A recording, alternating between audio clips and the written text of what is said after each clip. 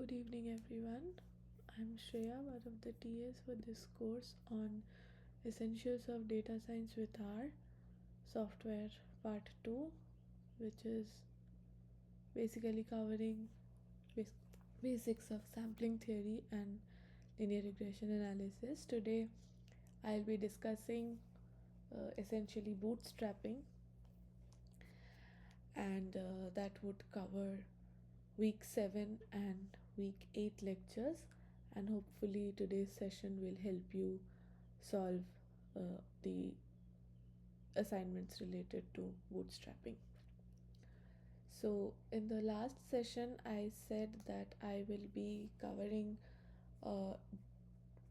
examples on stratified sampling in R, but I figured that week 8 deadline is this week, so there's a little bit of shift in plans. So I'll be discussing bootstrapping today, and then if time permits, or which I don't think will happen today, so next week I'm going to discuss the problem on stratified sampling, or I could even do that during an extra session.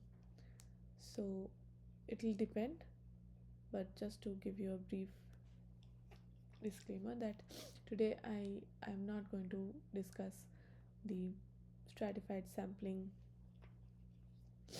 example in R,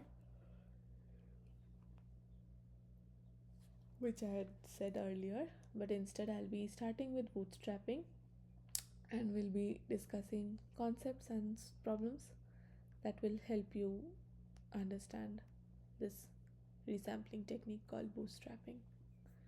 So yeah, okay, so let's get started.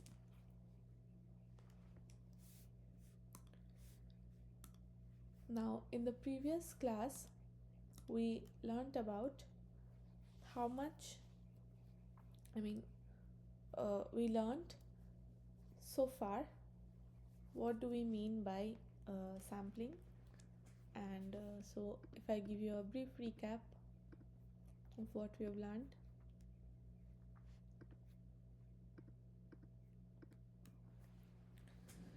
So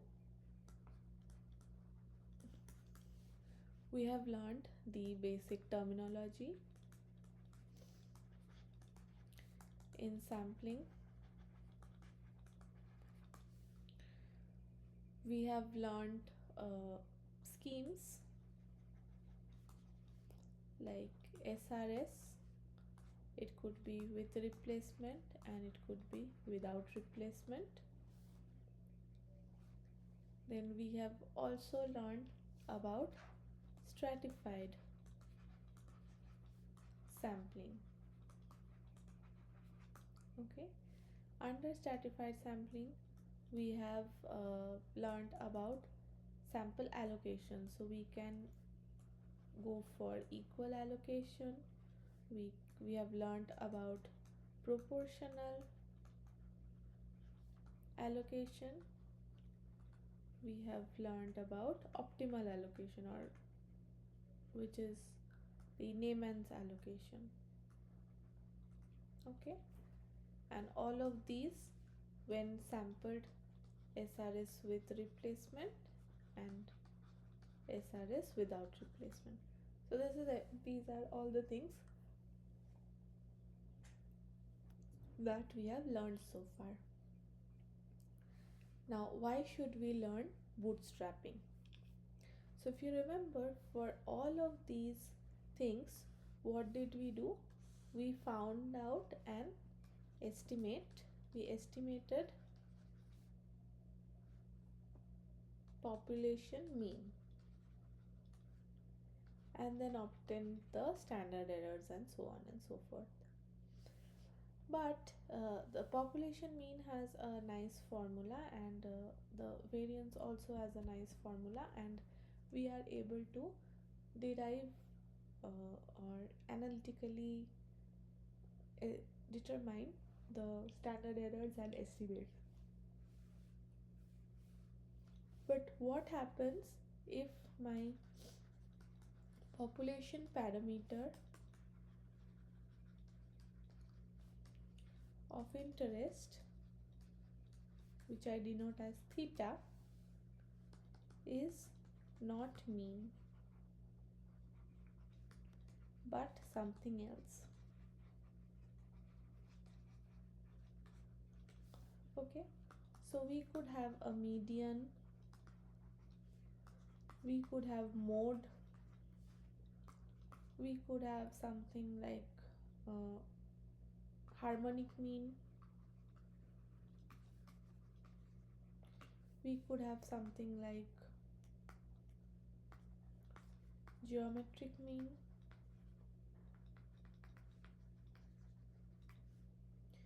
we could have something like which would entail not only one I mean these are like based on one samples. We could also have something like correlation between variable x and y in the population. Okay, so there could be so many things that we can be interested in. All right, now these measures of mean or these features, it is not often easy to get the distribution or to derive the variance and standard error formulas. Okay, so in those cases where it's not, I wouldn't say possible, but it's not easy to derive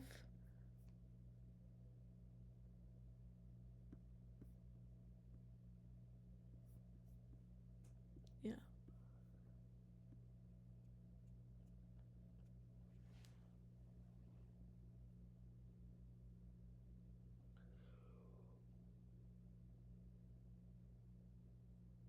So when it is difficult to derive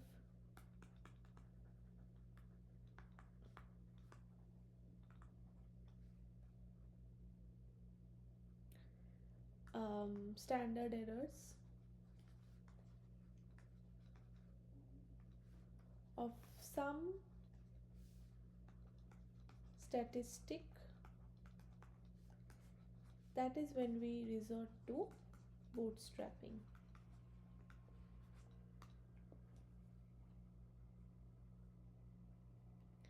All right,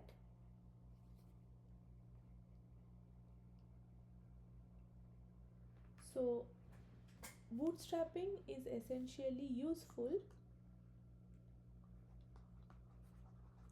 when we have small samples, because even if it is difficult to derive standard errors of some statistic, if we assume that the sample size, or if the sample size is large enough, there are asymptotic properties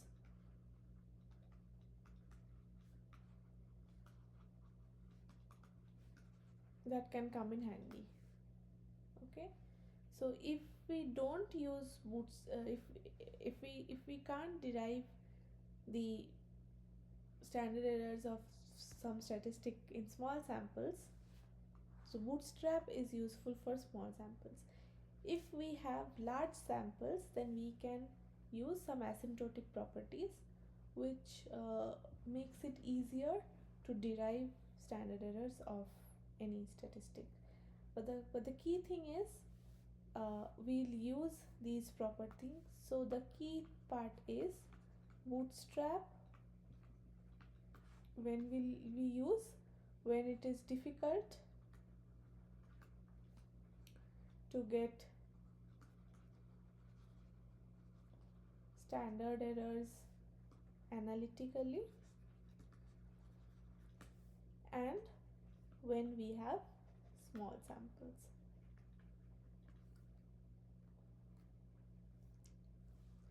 Okay, now what is actually bootstrapping?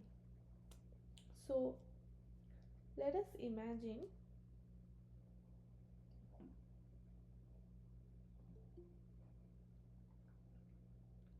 that we have a, a given sample. Okay, so here is a population, let's say P, and here I have a sample. So if my theta is, let's say, median height of Indian males,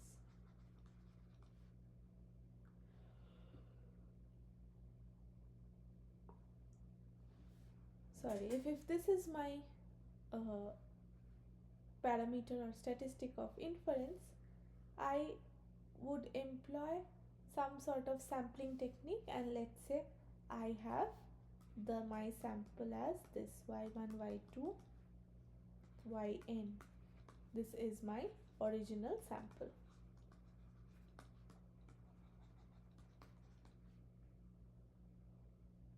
Okay, so how do I get the estimate of standard error if I have only sampled this thing? So what bootstrapping is essentially doing is that if I have, let's say this is my original sample, this is y1, y2, yn. Using bootstrap, if I generate 1000 samples, let's say b1, b2 to b1000, essentially I am doing SRS with replacement, and size is also equal to n.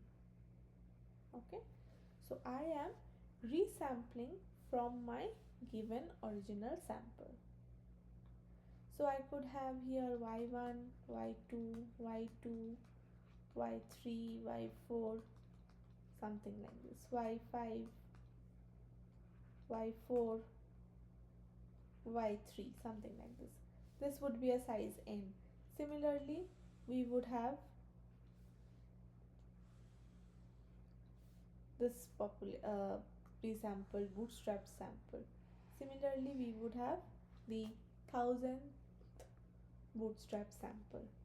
Now once we do have these bootstrap samples, we will evaluate the, so here my question was median. So from each of these samples I'm going to get median of B1. From here I'm going to get median of B2, and from here I'm going to get median of B1000, and then I would take this column and calculate the standard error.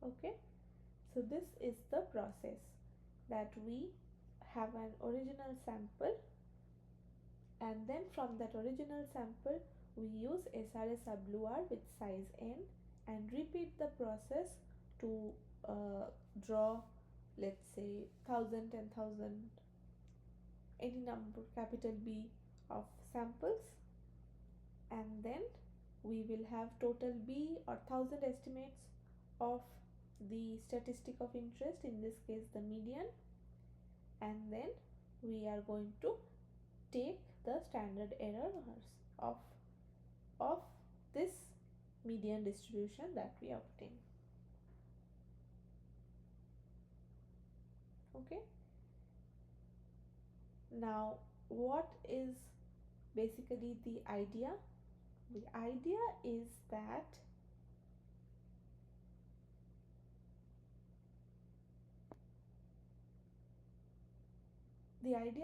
that if let's say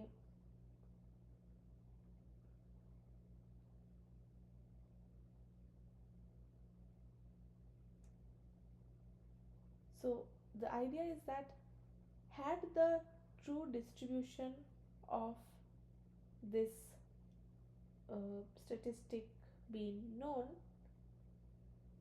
I mean, had the true distribution would have been available, then we could have uh, drawn samples from the distribution of theta, and we could have created an empirical distribution of the statistic of interest. That, sorry, why should I say statistic? I should say parameter. uh, yeah, so population parameter is theta, and the mean or median is the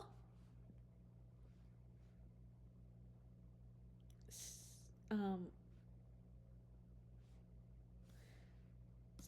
the statistic is actually based on the sample purely, so it will not have any population parameter. Okay, so what I mean to say is that had I known the actual distribution of theta, that is the median, then we could have drawn samples from it, and then we could have just given an estimate based on the samples.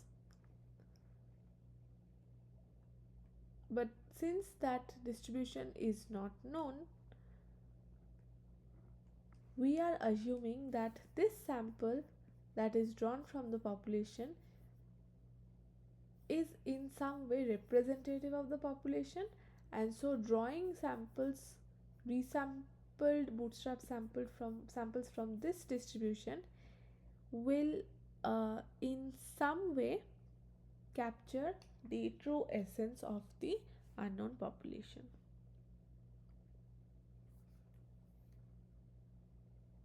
Okay, so that is the basic very basic idea of bootstrapping, and the procedure is this: draw an original sample, then get the resampled bootstrap sample, and then calculate whatever is my statistic of interest. It could be, so here, for from each of these bootstrap samples I could have collected the median, geometric mean, harmonic mean, and those kind of measures that I have been talking about. And once I have that, then I can get the uh, variance or standard deviation of this column, and that would actually be an estimate of the variance or standard error of my statistic.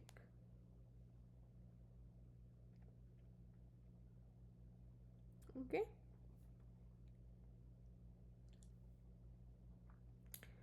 all right, so we discussed these concepts during week 7 lecture. So essentially the goal is to match the distribution of the observed statistic with the distribution of the unknown parameter theta, okay, based on the bootstrap samples. Now we did put more focus on calculation of standard errors and confidence intervals during week 8 lectures. Okay, so let us find out how to use this boot package in R to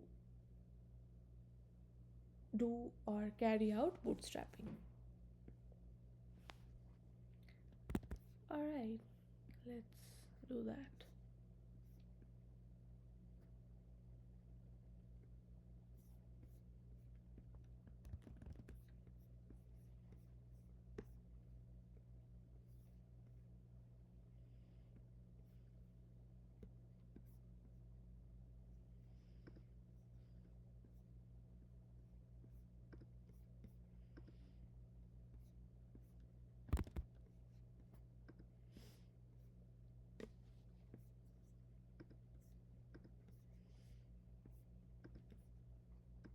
Okay, so yes.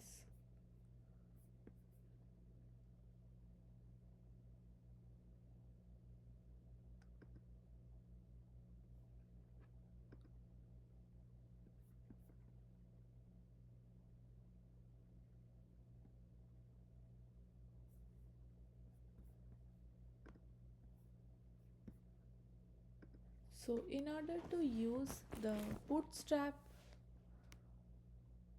package, we need to first install this package called boot and then load the boot package into memory using this library call.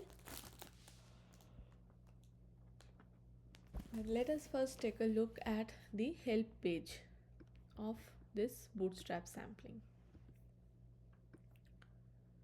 So this will generate our bootstrap replicates of a statistic applied to the data. So if there's a question that how many bootstrap samples are being generated, then that is referred to as R. So if we give R equal to 500, this means we are resampling 500 times. If we give 1000, then it means that we have 1000 bootstrap samples. Okay, yes. So now this function says that both parametric and non-parametric resampling are possible. For the non-parametric bootstrap, possible resampling methods are the ordinary bootstrap, balancing bootstrap, and t-thetic sampling and permutation. For non-parametric multi-sample problems, stratified resampling is used. This is specified including a vector of strata in the call to boot. Important sampling weights may be specified. So what they are essentially saying over here is that these are like different types of techniques by which you can use the bootstrap statistic. Okay, now data is that vector matrix or data frame, and then these are like the parameters. Okay, so in order to use this, let us first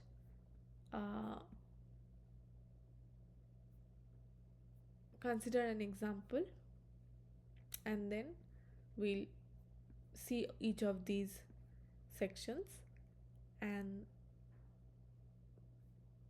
then proceed further. All right, okay. So first of all, we need a matrix or a data frame. So let us do one thing.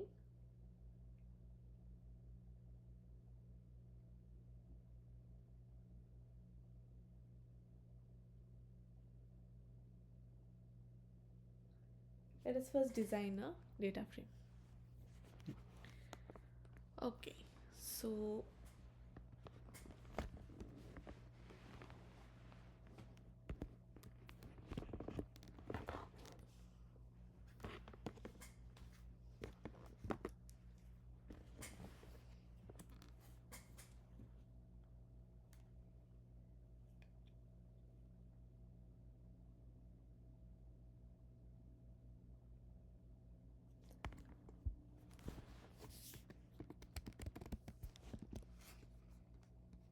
okay,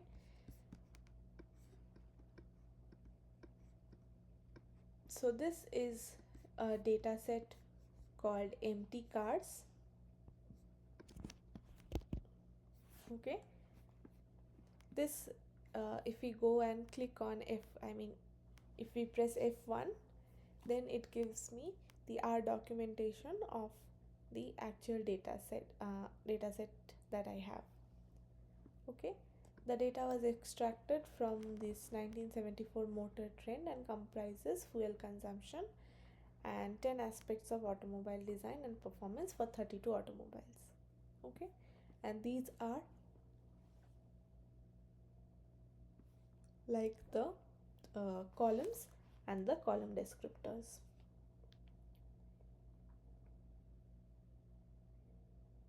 Okay, now let's say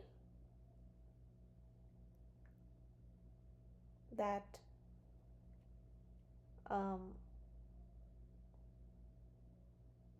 we know that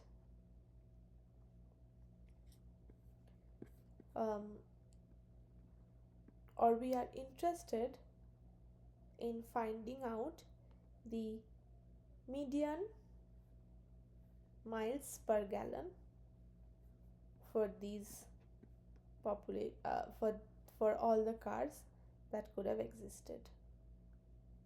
Okay, so what do? First we call this library boot. Okay, now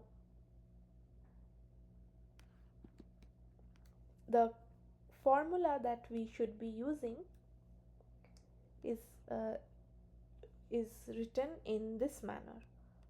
So first let me write here results equal to boot data equal to, let's say,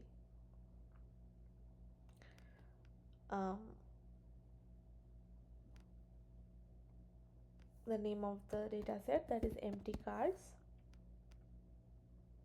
Okay, statistic,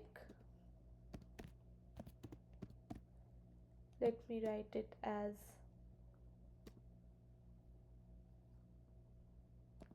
median.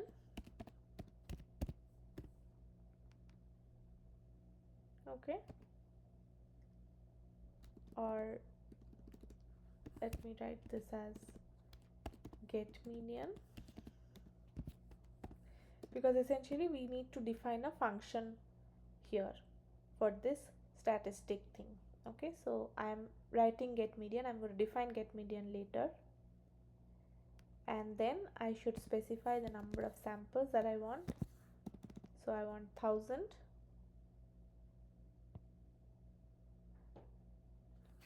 Okay, and let's see what other parameters does boot involve. So yep, statistic, and these are the things that we require.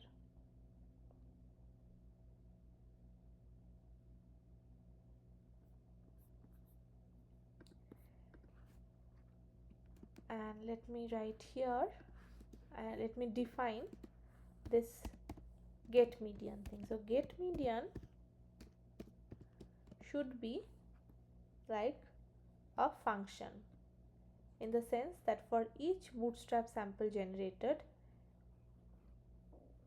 the sample would go to this function and then the required statistic would be generated. So we should define it in terms of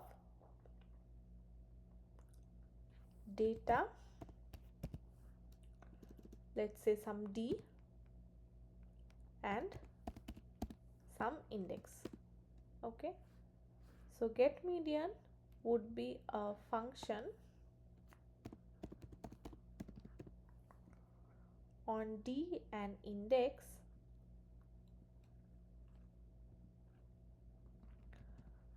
or let me write out data and index such that d equal to data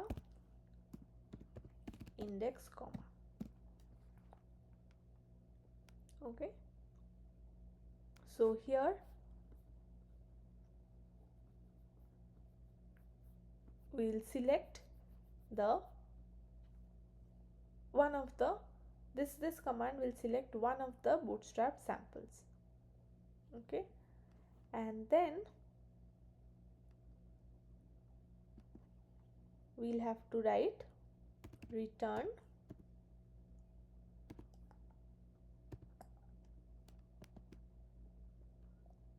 median D.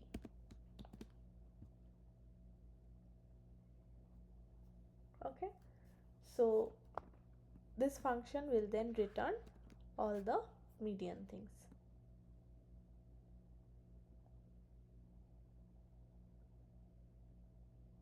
Okay, or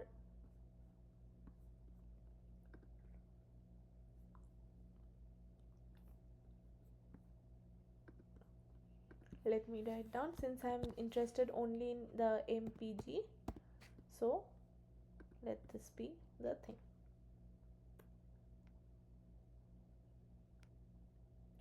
Okay, fine, let me see if this runs or not.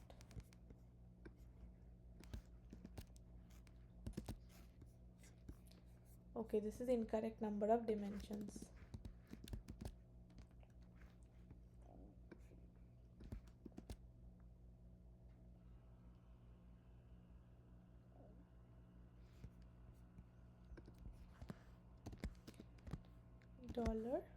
$MPG.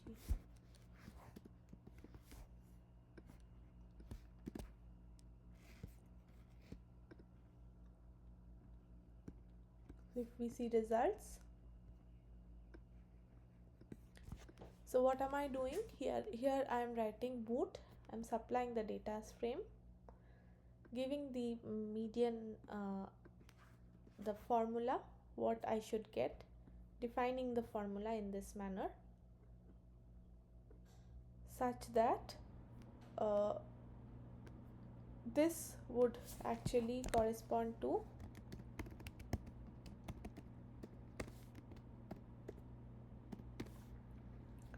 the to each bootstrapped sample, and this would actually calculate median MPG. Okay, so results boot this thing will essentially give me a list like this. Okay, and we'll have here T naught, T, R and 1000. So if I want to see T, let me see how T looks like. So results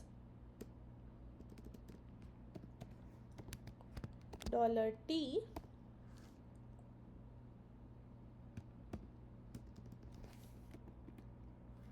is actually this. This is giving me the median for all my 1000 bootstrap samples. Okay, so now if I take a mean of results $T, then I get 19.312 or something like this.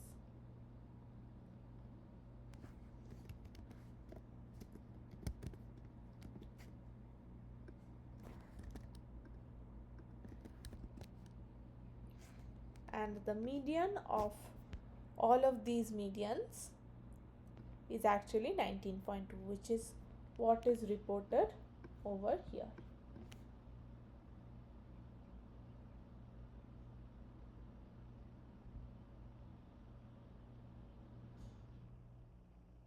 Alright, so median of all bootstrap samples will be reported over here, and to calculate the standard error we need to get the variance of this results $t.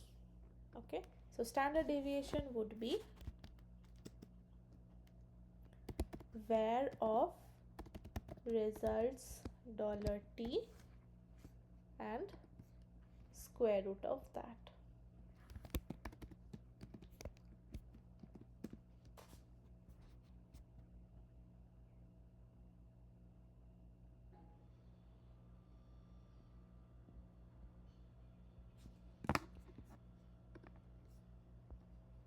Okay,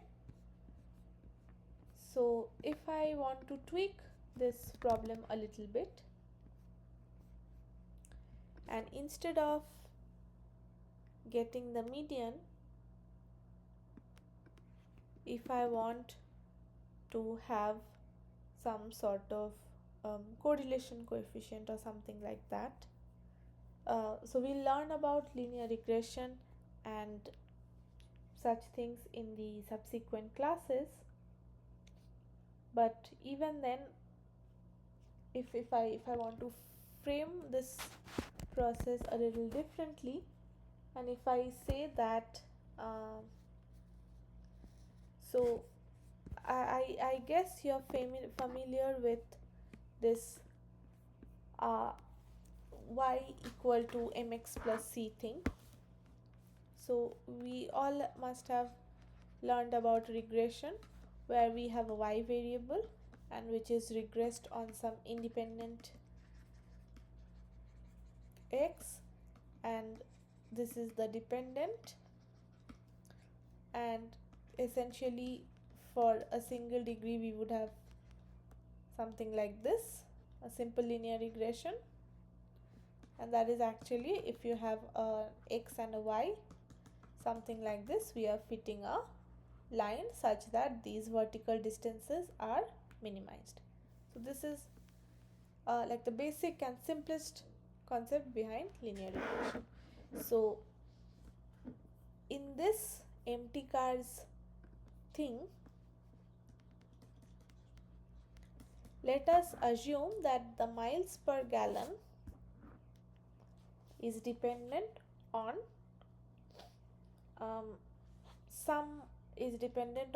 weight of the car. Okay, so if I want something like this, if I have something like this and I want to find out the r square in this linear regression, and I want to get this r square's bootstrapped estimate.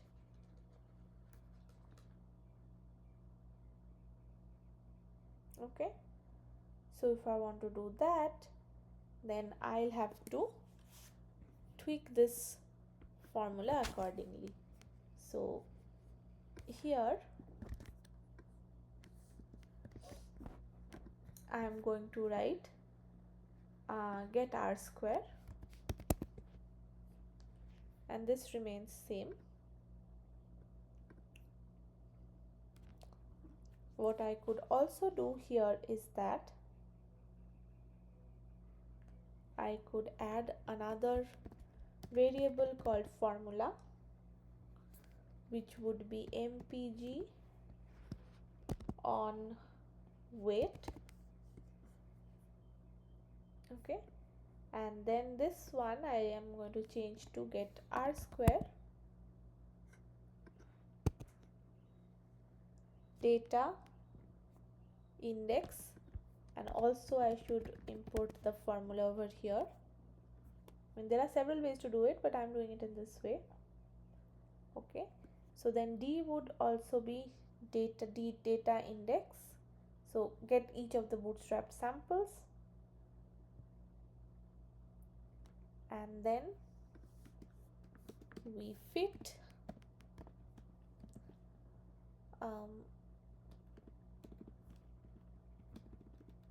equal to lm formula,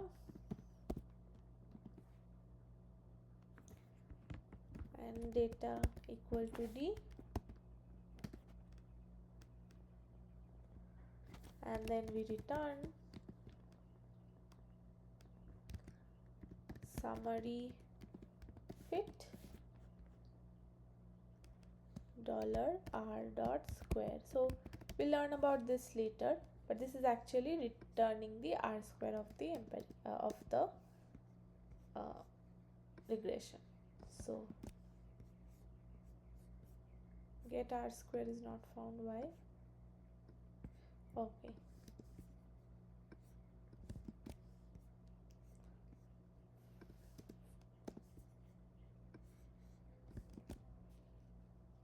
So results one is this thing.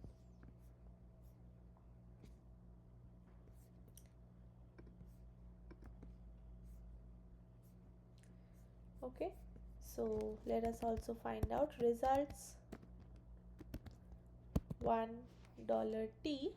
is giving me the r square corresponding to each bootstrapped samples.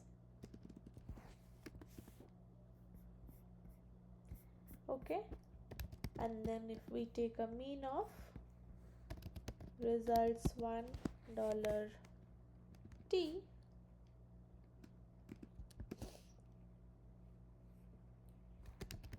or let's say median of results $1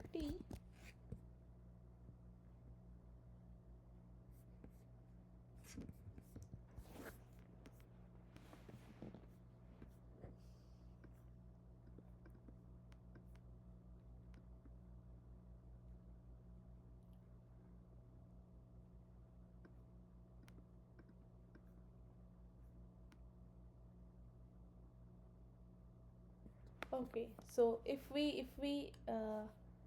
so T naught essentially is the observed value of statistic applied to the data. So if we had done LM on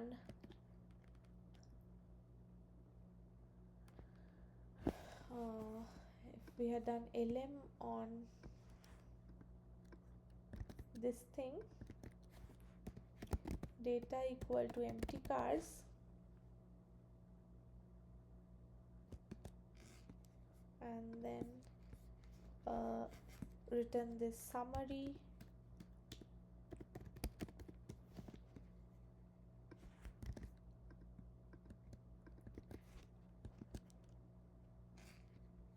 then we would have gotten 0.7528. So T naught is actually the statistic based on the original sample or whatever the data set is provided, and T is the statistic based on the bootstrap samples.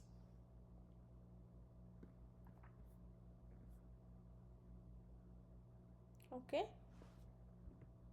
so if we want to get the bootstrapped estimate, we'll have to do a mean of results $1 T. So in each cases, T naught is the statistic for original sample, or I should not say statistic, I should say estimate of the statistic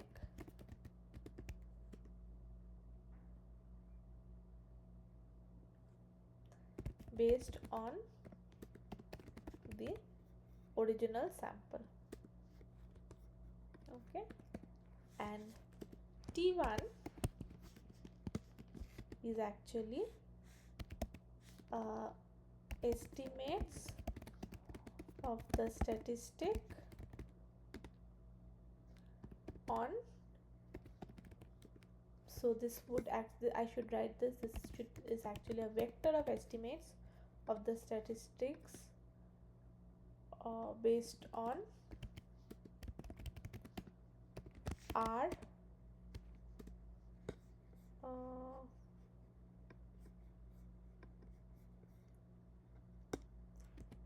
bootstrapped samples, and mean of T1 is actually my bootstrapped estimate,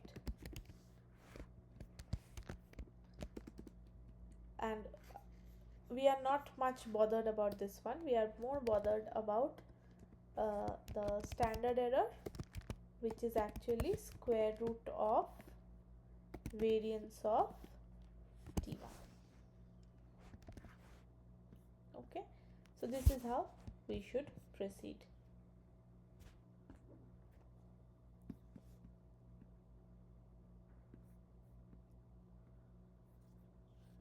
Alright, so this is just one way on how to uh,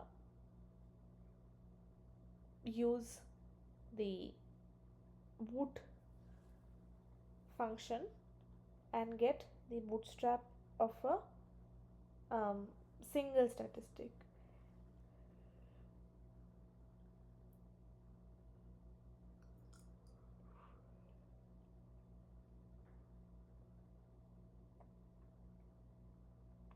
Okay, now let us let us plot and see what does this plot thing give us. Plot results. So plot results is actually giving me a histogram of t and quantiles of, so yes, so if this is t, this is giving me whether t is following a standard normal distribution or not.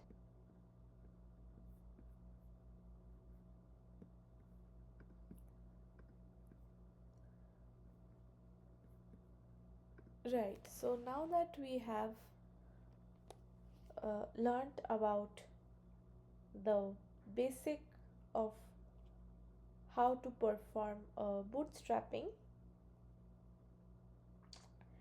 let us look at a few methods which were discussed during this week, and that will help us assess what sort of bootstrapping we should perform. Alright.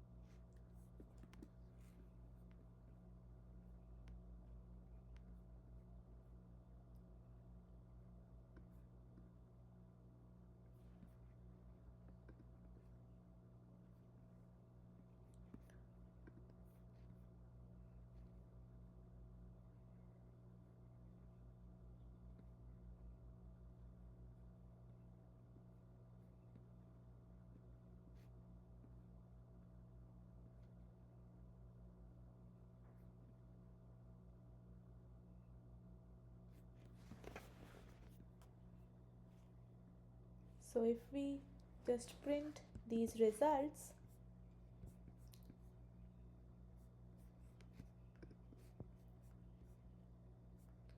so now that we have seen how this t naught and t is calculated, let us see whether our calculations actually match with uh, these things or not. So here you will see original is this one, 0.7528328. This is the bias and this is the standard error. So let's find out if this matches with our results or not. So if we say results $1 variance of that and then square root of this thing, yes, so this is actually what is given by standard error, it's matching. And what is bias? So let us find out. If I give mean of this thing, results $t, then I get 0.748669. Okay, so this one bias is actually this one, bootstrap mean minus the original one, so that is results $t naught. So let's see if that is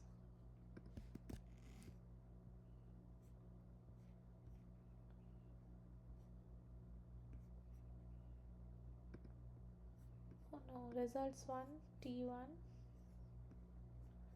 t naught is how much? 19.2. Sorry, results 1. Yes. So see 0.00203418. Alright. So this is how you would get. This is actually, all of these are reported in the results thing itself. Okay. So this is actually my standard error which is reported, and this is actually the bias, that is difference between the empirically obtained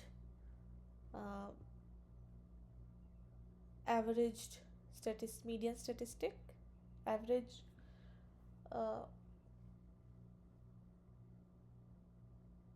bootstrap statistic, and the original one, and that is the bias that is reported over here.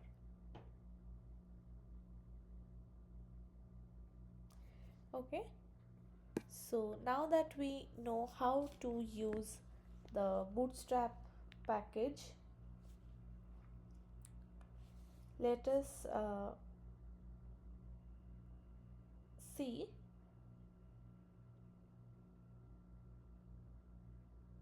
how we can devise a confidence interval.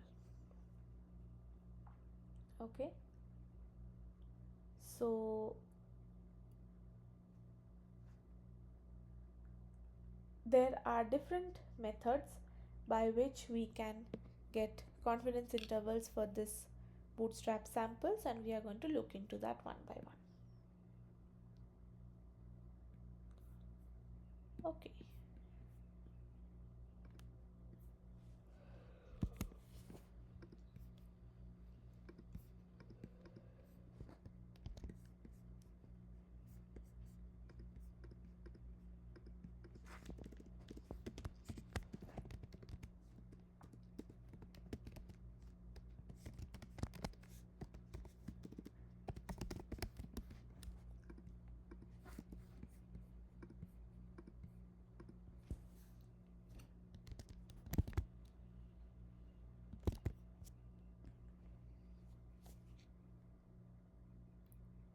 Fine. So what we are essentially saying here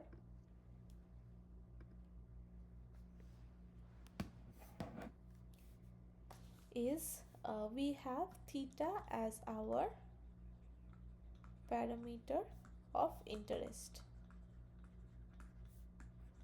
Let's say this is the population median.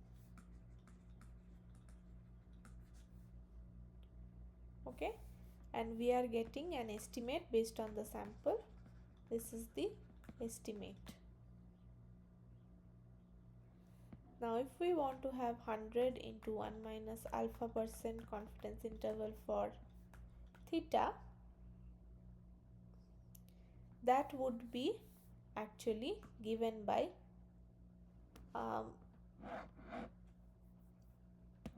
usually it's given by this thing, theta hat minus z alpha by 2 root over variance of theta hat, and theta hat plus z alpha by 2 root over variance of theta hat, something like this, where z is a standard normal and these alpha by 2 are the upper alpha points, in the sense that if this is the distribution of z,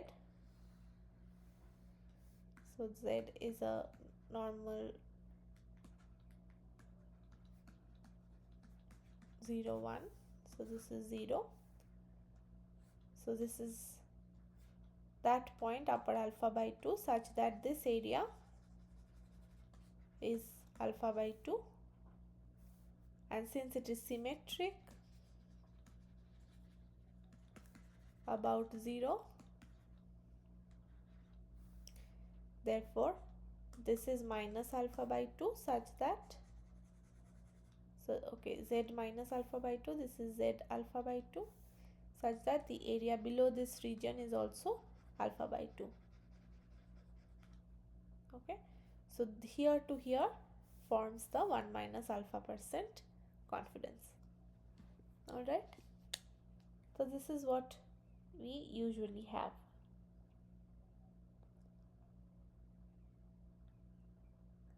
Okay, now if let's say the variance of theta hat is also something unknown and we need to estimate that as well, in that cases, so if variance of theta hat is completely known or specified, we use z alpha by 2,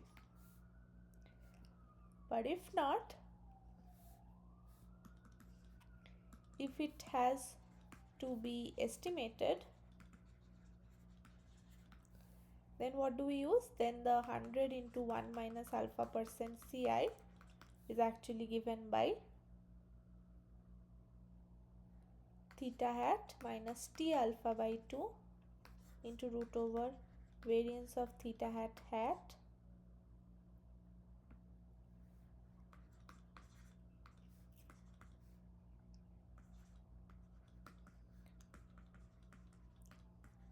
df, degrees of freedom is also there, into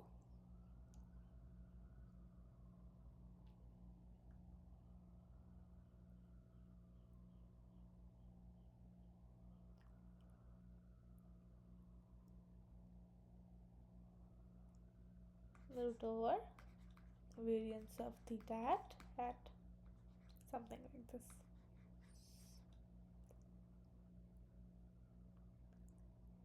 Okay,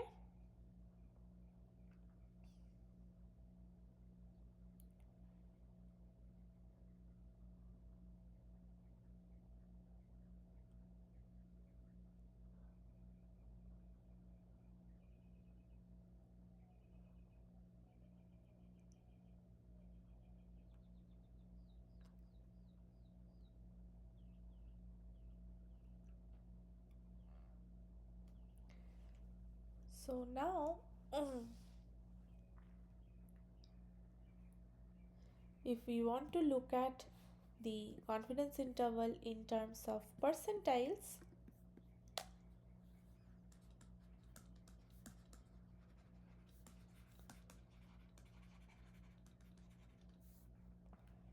then we'll have to do it in a manner such that if this is like the distribution of theta, and here we have the point where the area above is alpha by 2 and this point where the area below is alpha by 2, then theta hat, so let's say this is the distribution of theta hat, then theta hat alpha by 2, let's say let us call this point upper, and let's say this called this point lower, then theta hat alpha by 2 lower and theta hat alpha by 2 upper is actually going to give me the alpha % confidence interval. Now how will I get these theta hat alpha by 2 lower and theta hat alpha by 2 upper? That will be possible from this distribution of t.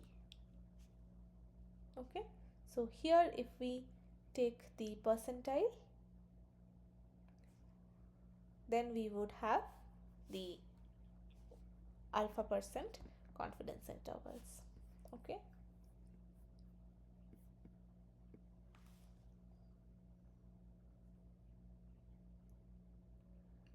okay, so now given that we know this, we'll briefly touch upon 5 types, or I should say 5 methods for confidence interval estimation. Okay, so the first one is the plain and simple percentile. Okay, so this is actually based on percentile of the distribution of bootstrapped statistic.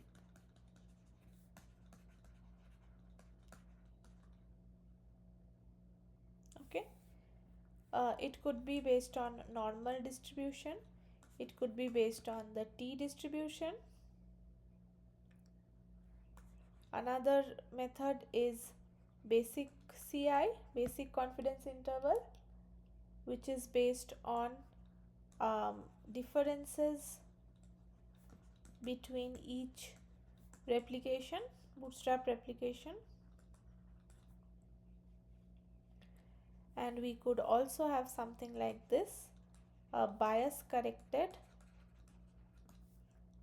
accelerated confidence interval. Okay, BCA. Okay, this is based on specific percentiles of bootstrap realization.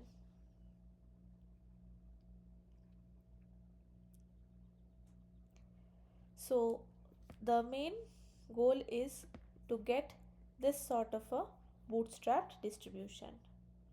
Now the thing is, this histogram is a very close approximation of the true distribution of median. Okay,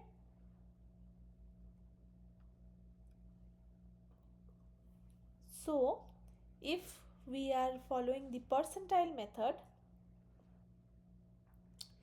then 90% confidence interval or something like this. So let's say if we have 95% confidence interval, then what do? We order the bootstrapped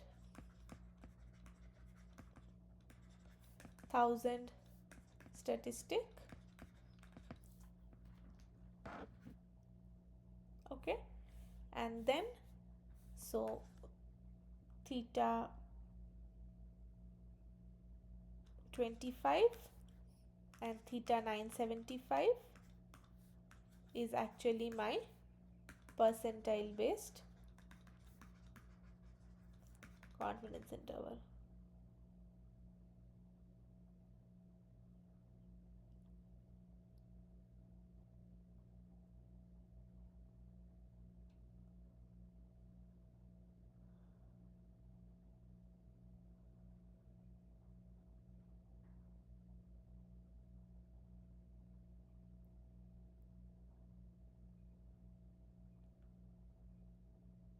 Okay, so if this this region will give me the 95% confidence interval based on the percentile approach.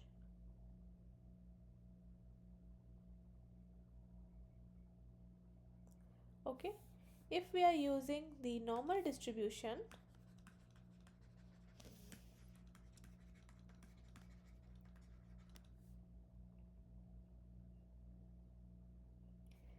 then the confidence interval is something like this. So it will be, so we are assuming that theta hat b based on the bootstrap sample minus theta by root over variance of b, so for each of the variance samples, is following a normal 0 1.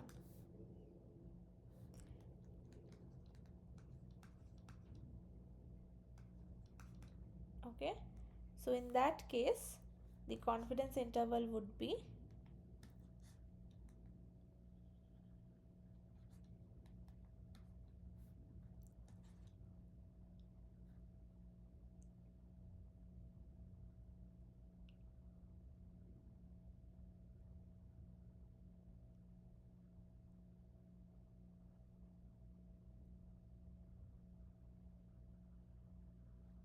theta naught hat minus z alpha by 2 root over vb theta hat plus z alpha by 2 theta naught hat plus z alpha by 2 root over vb, where theta naught hat is the results dollar $t0. Okay, based on the original sample.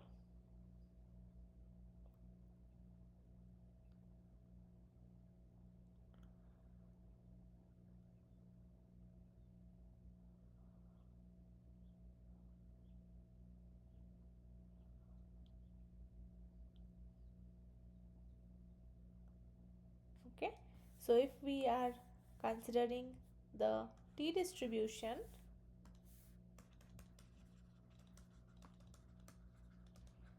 then the confidence interval becomes theta naught hat minus t alpha by 2 df root over vb hat theta naught hat plus t alpha by 2 df root over vb hat. Okay, and df is actually n minus 1.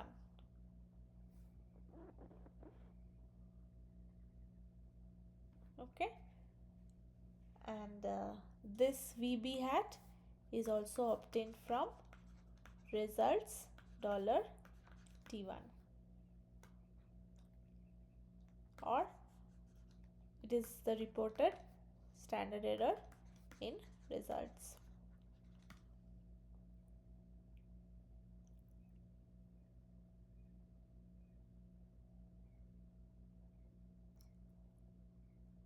Is it okay?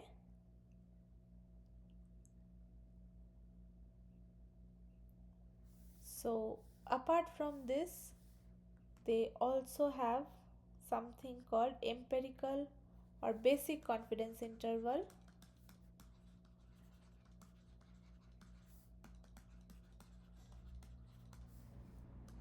where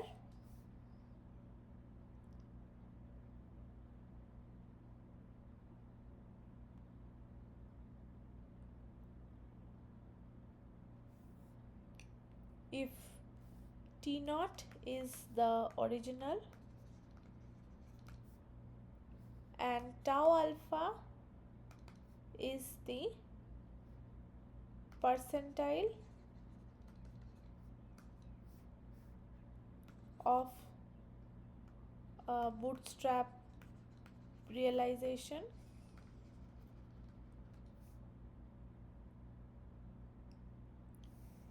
then uh,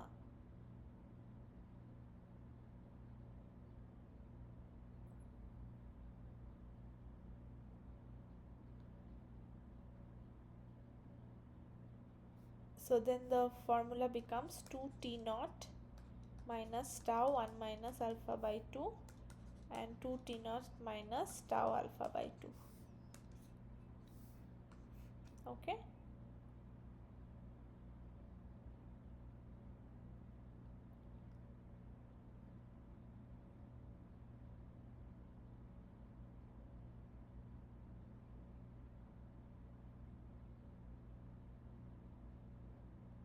Details are not provided, but this is actually what is happening for each of the realizations. It's calculating some sort of distance,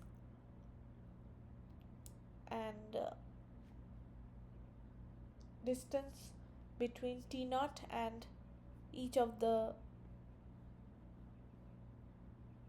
bootstrap realizations, and then it is based on the percentiles of that difference distribution. Okay, and apart from this, they also have a bootstrap bias corrected accelerated confidence interval, which is called BCA.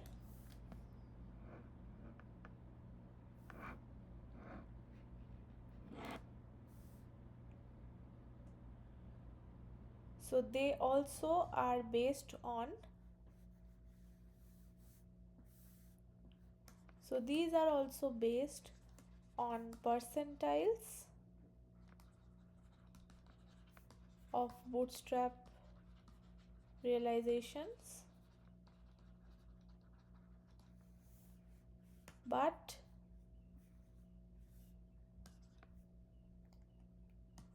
what happened?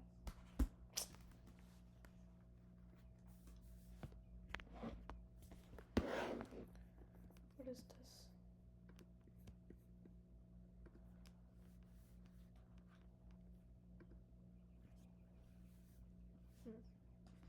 But are not necessarily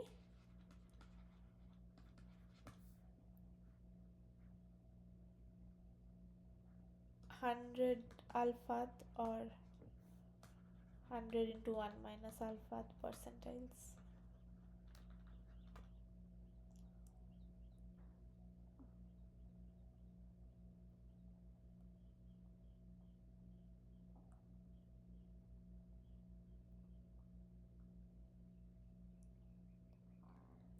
Okay, now this has a very complicated expression which is also reported in the slides. I am not writing it down here, but just to let you know, this is based on an acceleration. So here in this case, alpha hat would be an acceleration parameter, and also on some bias correction factor, which is denoted by z naught hat. Okay, so this has a difficult formula,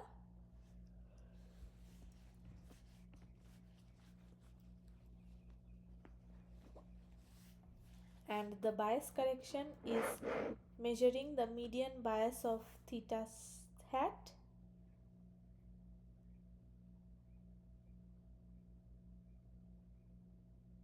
and the acceleration factor is also calculated using some other method which is called jackknife. Okay, now why are we learning this and how will it become useful for us? So the question is which method to use. So we have to look at the histogram of results $T1. Okay, So if the histogram, if it is symmetric, then we can use any. Okay, if it is not symmetric, perhaps it's better to use the percentile method.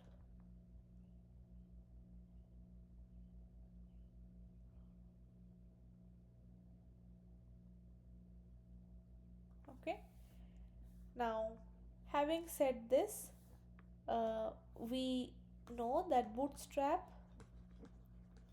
is useful for smaller samples. Okay, that was what we had started with. Now the question is, how small? So there are some precautionary measures that we should take. That is, it will not work, so n should at least be greater than 10, because n less than 10 is not reliable. Okay, so your bootstrap sample should not be of a size which is less than 10. Okay, second thing, if the distribution doesn't have doesn't have finite second moments, so let's say second order moments are usually variance. So if variance of t, or I should say results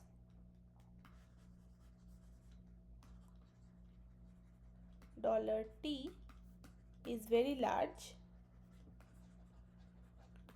then we should be cautious. Maybe it is not the reliable thing.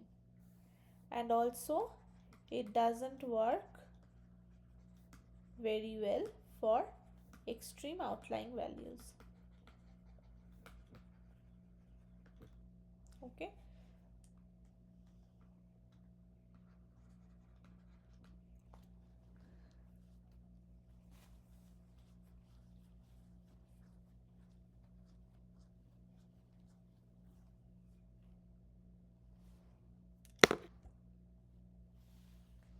and one of the most popular techniques or use cases of bootstrapping is in doing some sort of machine learning algorithm where we repeatedly train by drawing bootstrap samples and then fit a model and estimate this based on an out of bag sample. Okay, so that was like one of the main use cases of this bootstrap thing. Now that we have learned about the confidence intervals, how should we implement that in R? Okay, so let us just go back to the R window.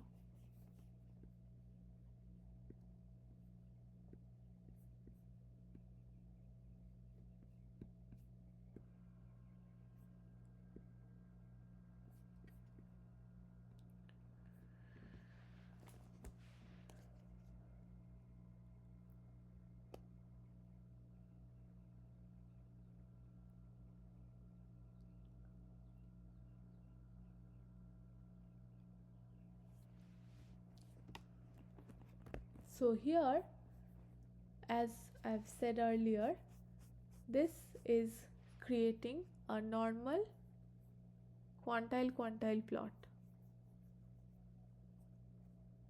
Okay,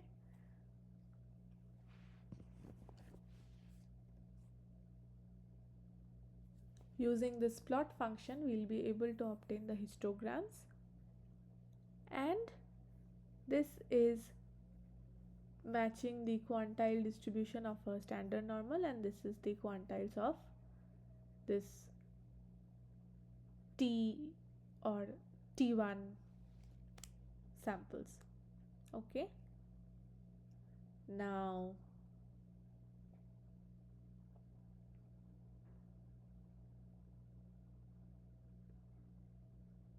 if we want to find out the confidence interval, we'll have to write down here something like this. So boot.ci, then here we have to provide the name of the bootstrap result. So if I give results1, and then in type we have to mention what type of confidence intervals do we want. So let us give norm.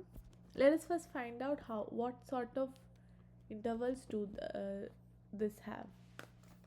So these are essentially non-parametric confidence intervals boot.ci will give you. So it could be norm, basic, stud, percentage, BCA. So norm is assuming a normal distribution, basic is assuming the basic thing where it is it's based on the original one, and the difference between the original estimate statistic and the statistic based on each bootstrap realization. It could be studentized, that is based on the t distribution. It could be based on percentiles, and it could also be that bias corrected and accelerated thing. Okay, so instead of putting this, we could have also put all. Okay, yes. So boot.out will take the bootstrap results, the confidence interval thing,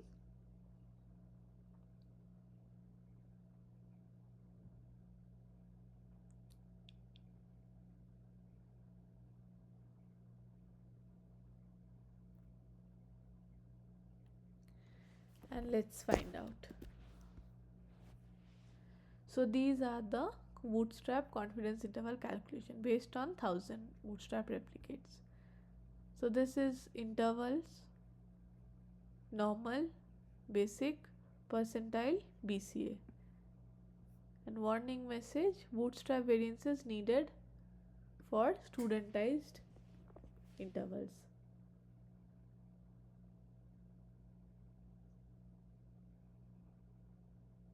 Okay, so this is something which R will essentially report, and then we have to provide some second level variances, so that the studentized thing is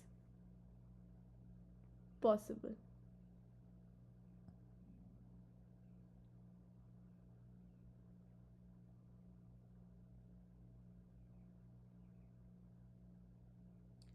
So if we do want this bootstrap from studentized intervals, we'll have to use a different package which is called bootstrap. So let us see if we have that.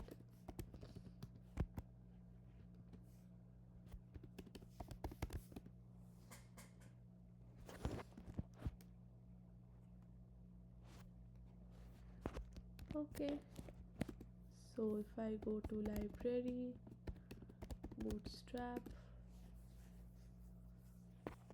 alright,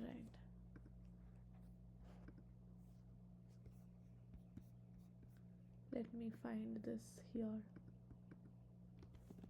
bootstrap.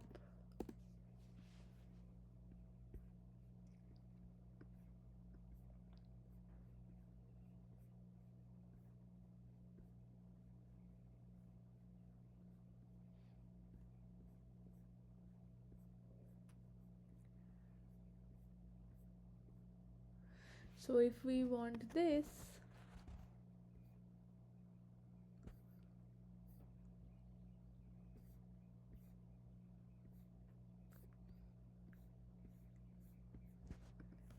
maybe we can write it like this.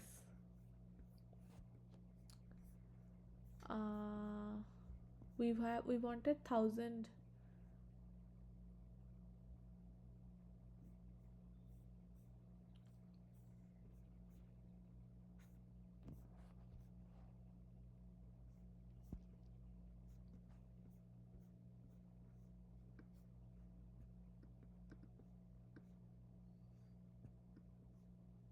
Okay, so maybe this jackboot.val is going to give us the jackknight variance.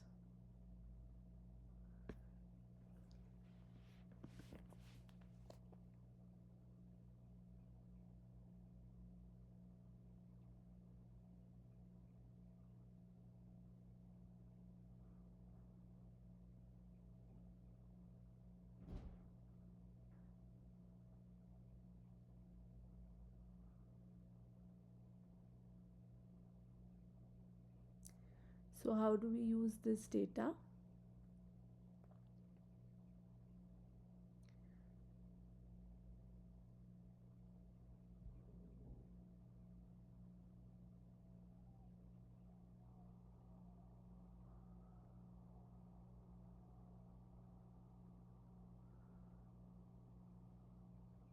So we are going to use this command called boot, or BOOTT boot,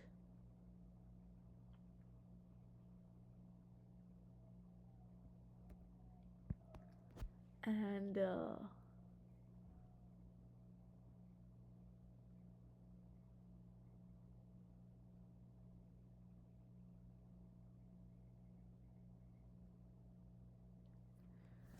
so theta is actually the function, or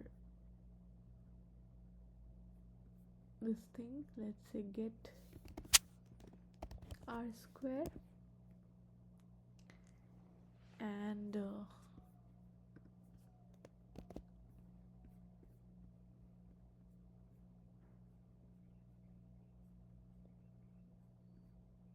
x is nothing but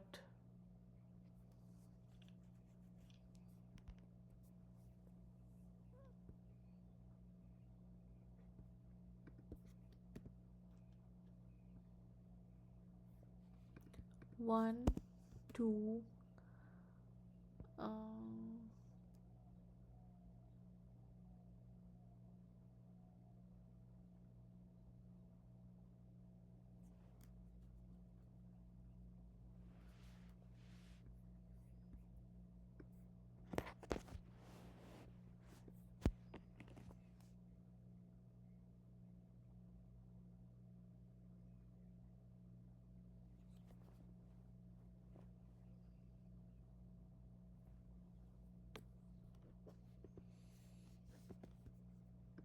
should be in row of empty cars. Okay, theta equal to get r square, and then x data equals to empty cars,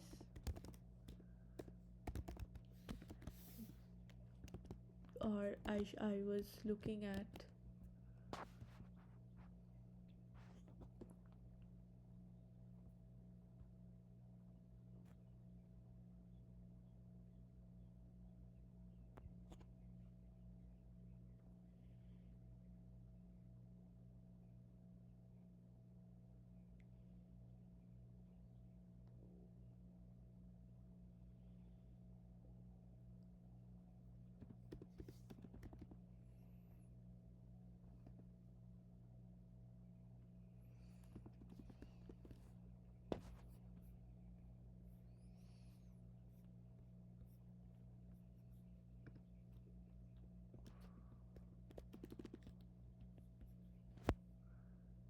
so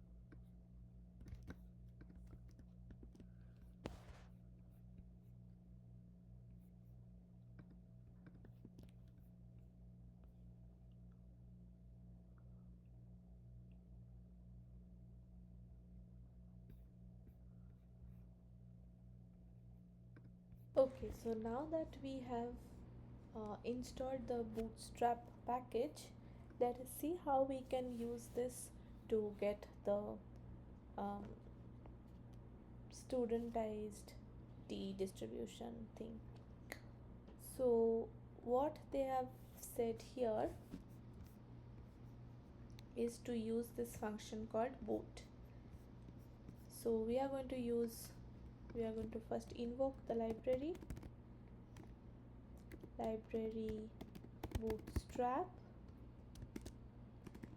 and then we are going to use this formula boot, a vector containing the data. So let us first look at the median thing. So my data x would be empty cars. It needs a vector, not a data frame, so I should put mpg, and then theta is the function to be bootstrapped. So let me put it as median calc.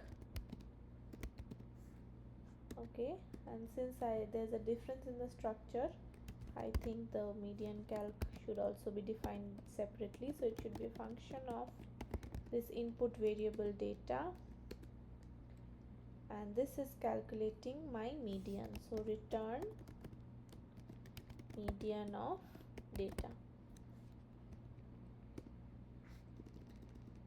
Okay, so then this theta is median calc, and in boot equals to number of bootstrap sample. So number of bootstrap sample I'm giving 1000,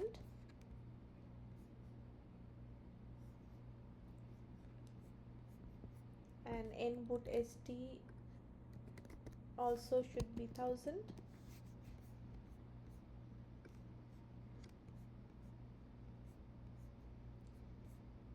So let's see what this gives me.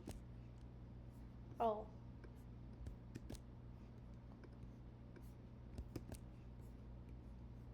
okay, so something is running.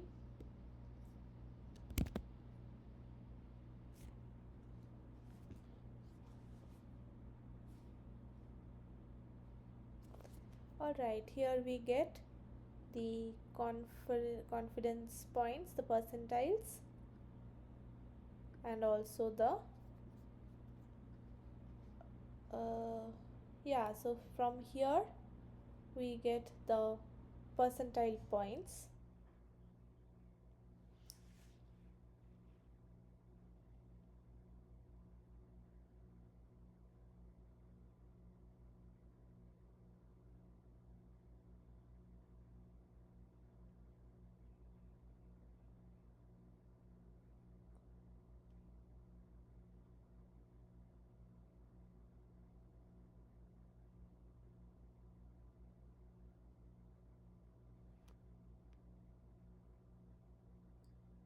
So if I write this $conf points,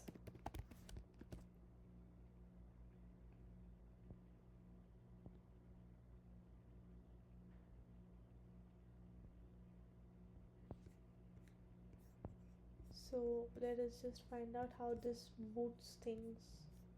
Let me save this as something. So if I save it as result 3 equal to boot, so let me take a look at result 3.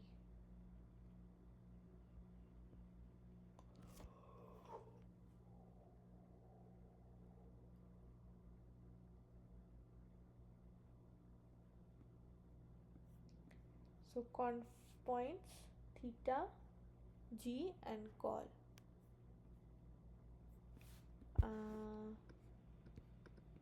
So result 3 $conf points is actually this thing, 13.59, 15 point.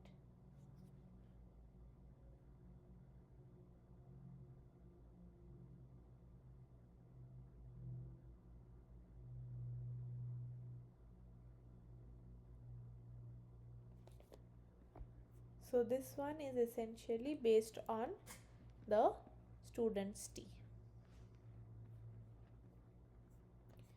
Okay. All right.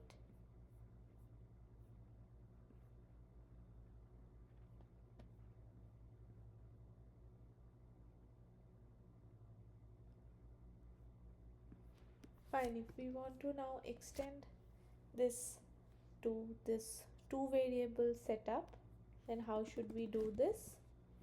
Let us find out r square equal to so here we have how they want the data to be. So if my input should be empty cars, I want mpg and weight.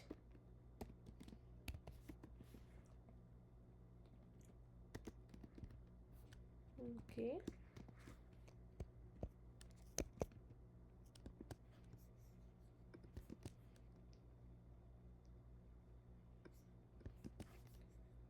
So this is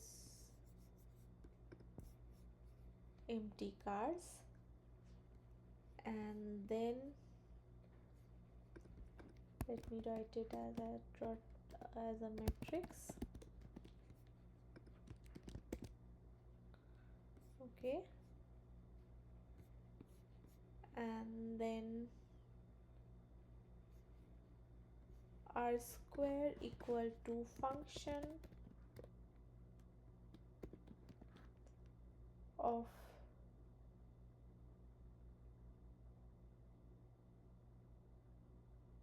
x and let's say x data such that this is what we want. lm of x data dollar mpg on x data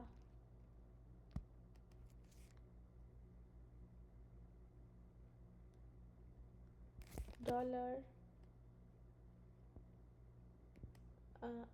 wt, and then we want the summary dollar r dot square. This is what we want. This is return.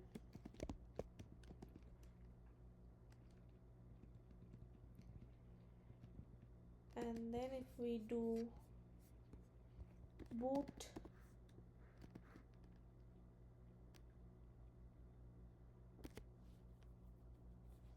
one to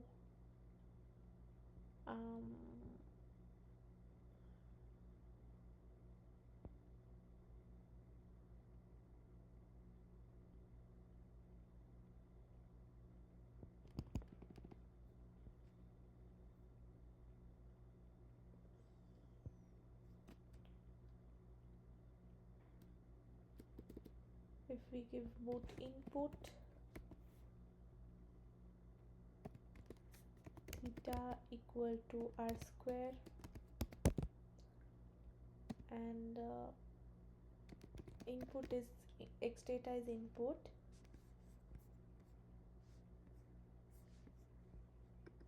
if we wanted to give it as 1 2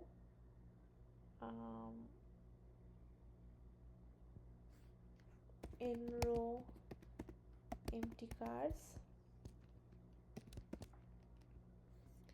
Okay, boot boot could not find theta.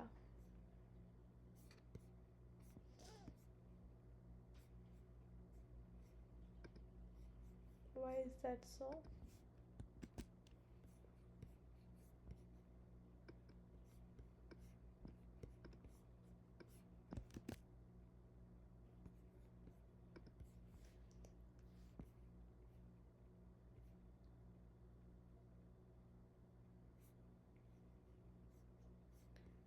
Oh, okay.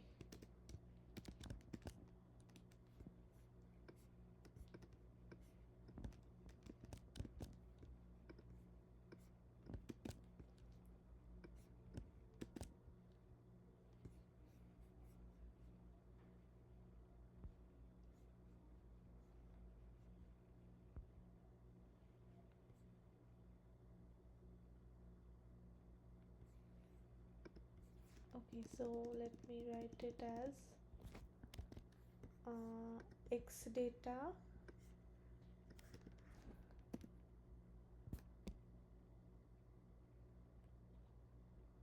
x1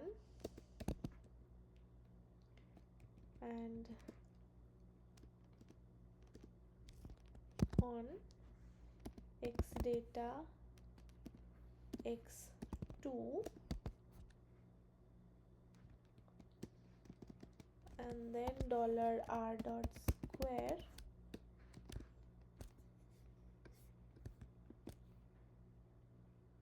yes. So this is how we get the r square.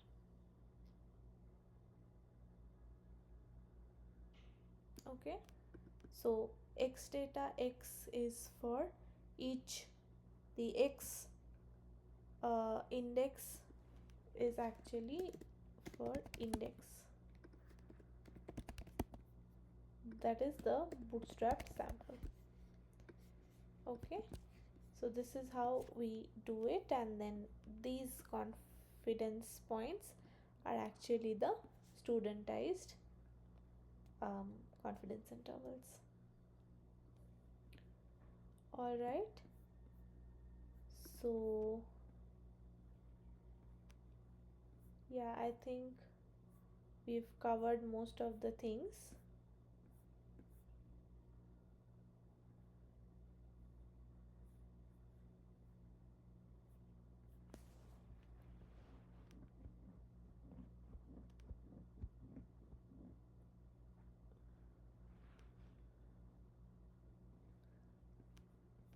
And then from these outputs, hopefully you'll be able to find out the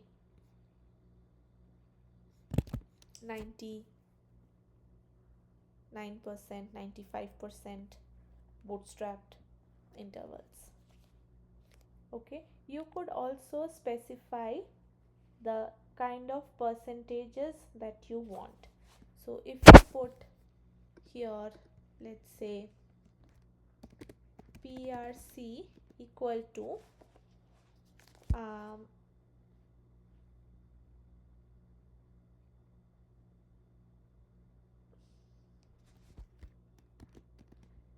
let's say 0.025 and 0.975, then you would get only, so this would give you a 95% confidence interval. If you tweak this, if you want this to be 90%, you can make it as 0.05 and 0.95. So this will give you a 90% confidence interval. Okay, so this is actually a 90% confidence interval. If I give this thing, this is actually 0.025, 0.975. This is giving you 95% confidence interval, and so on and so forth. Okay, so instead of, let's say, median, if I want the coefficient of variation, if I want CV, I could also go ahead and do that. As the only thing I need to do is I'll have to change the function. So it could be get CV equal to function index x data or something like this. I'm writing data for the purpose right now. So if I just return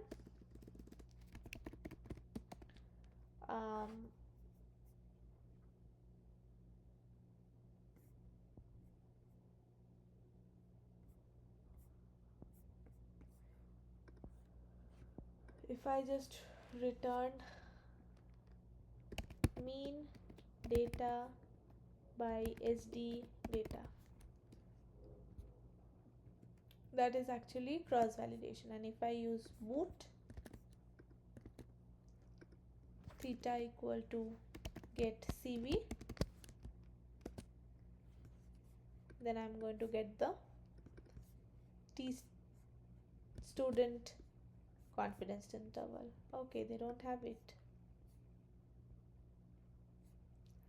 Okay, I should not write in row, I should write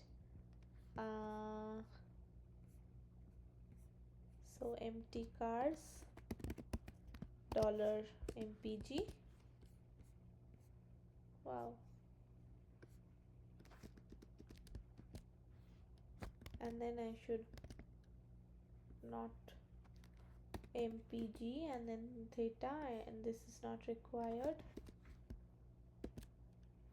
and r is required, sorry. So number of in boot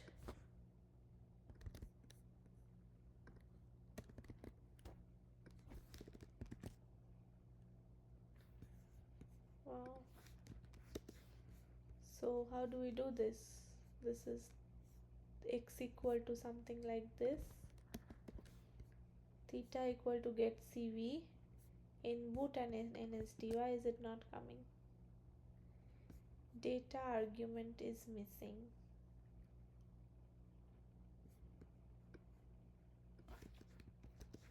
Yes. So now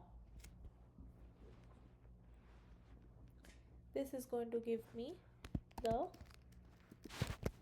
T based confidence intervals, and if I just tweak it a little bit, if I want to give index get CV for all, and then I'll have to return mean data by SD data, or I should write D equal to data index comma, and then this should be mean D by return D, and then in order to use the boot we have to use this thing, boot equal to data equal to empty cars, statistic is get CV all,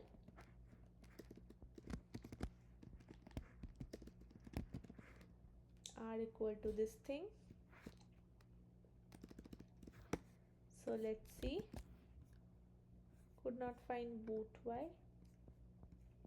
Library boot,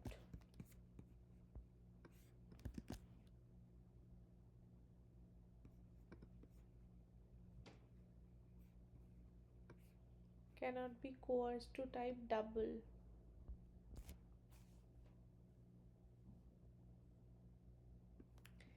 Is data frame, this is a data frame, okay.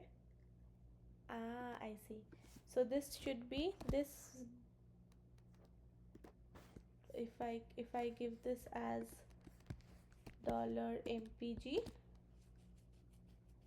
no, so then I should have D $mpg and D $mpg here. Yes. So here we have the original bootstrap sample, bias and standard error, and if we want, so this will be result 4,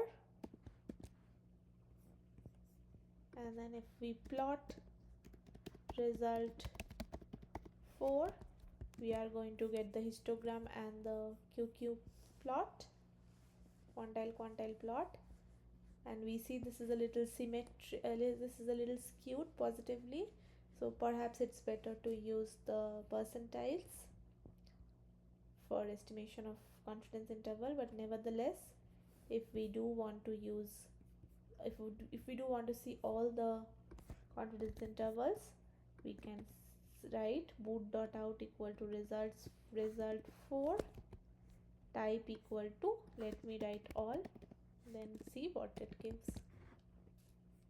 So here we get all the 4 types of confidence intervals.